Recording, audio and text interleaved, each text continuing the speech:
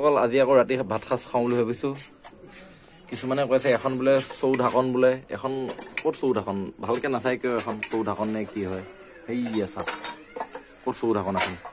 এইফালে আকৌ কি আছে মায়ে, এইফালে ৰঙালাও আগ আৰু আলু ভাজি, এইফালে কণী পিটিকা, এইফালে কচু পেটা চাটনি, এইফালে কচু পেটা, এইখিনি কচু লতি, এইখিনি হ'ল কচু পেটা বোলে। ভাত মায়ে ৰেডি কৰি আছে।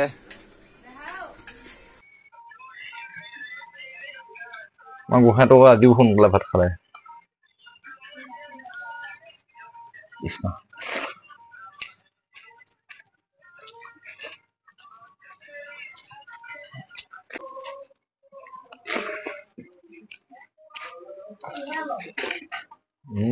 কচু লতিকন ধুনীয়া লাগিছে ন?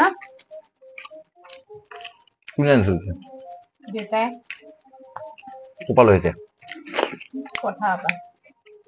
আমি এইদিন যোৱাই নাই, যাব লাগিব ৰ'বা। বৰষুণ দিয়ে, বৰষুণ পৰি আছে।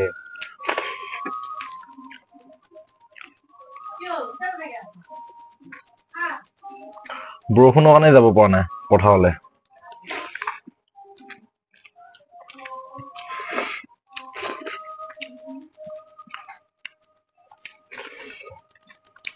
এনেও তোমাৰ শাক, কচু, ঢেকীয়া এইবিলাকতো খাব লাগেই পৰাপক্ষত। এই বজাৰৰ সাৰ দিয়া বস্তুবোৰ খোৱাতকে এইবিলাক কচু, ঢেকীয়া, কলমৌ শাক, খুতুৰা শাক এইবিলাক খাব লাগে।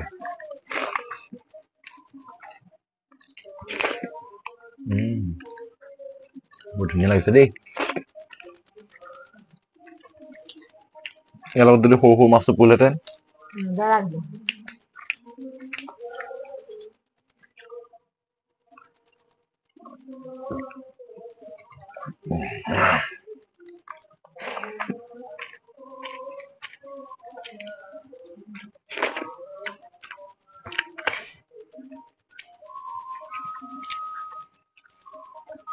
তোমাৰ কথা কৈ থাকে মোৰ বন্ধু কিছুমানে, তুমি বোলে লাজটো বেছি কৰা।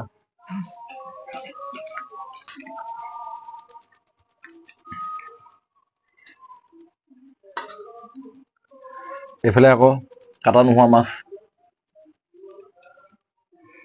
মানে সেইটো আমাৰ তেজপাত হয় আৰু দেই।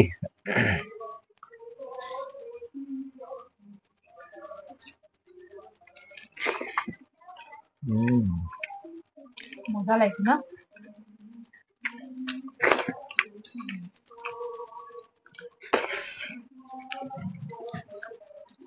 মজা মানে পানী ঢালা ভাতৰ লগতহে খাব লাগিছিল এইখিনি। পইতা ভাতৰ লগত আৰু সোৱাদ আহিলেহেঁতেন।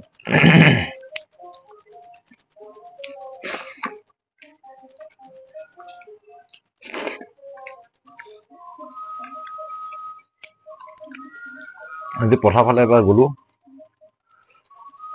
সেইফালেও পানী হৈ গৈছেগে।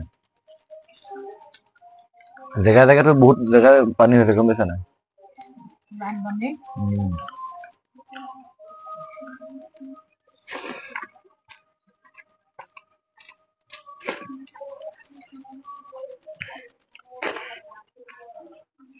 কলিজা অ' গোহাঁই, ভাত কেইটামান খাবাহি নেকি আমাৰ লগত?